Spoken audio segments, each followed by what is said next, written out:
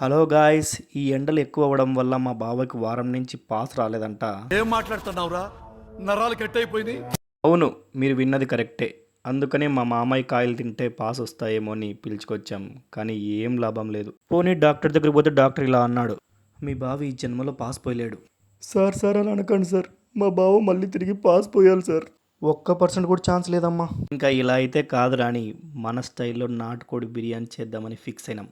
అప్పుడైతే అన్ని problems set అవుతాయని బాగా ముక్కలు పెద్దగా కొట్టించి అందులో పసుపు, కారం, ఉప్పు, ధనియాల పొడి, గరం మసాలా, లవంగాల పొడితో పాటు బిర్యానీ ఆకు వేసి అందులో పెరిగేసి బాగా కలిపాం. 5 నిమిషాలు లో ఫ్లేమ్లో పెట్టుకున్న తర్వాత లేర్లు లేర్లు రైస్ వేసుకోండి.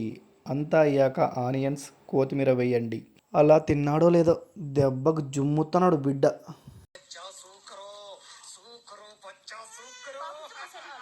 ఈ వీడియో మీకు బాగా నచ్చినట్లయితే, ఈ ఎండల వల్ల ఎవరికన్నా పాస్ రాకపోతే ఈ వీడియో షేర్ చేయండి. ఏంటి మమ్మీ ఎవడీడు?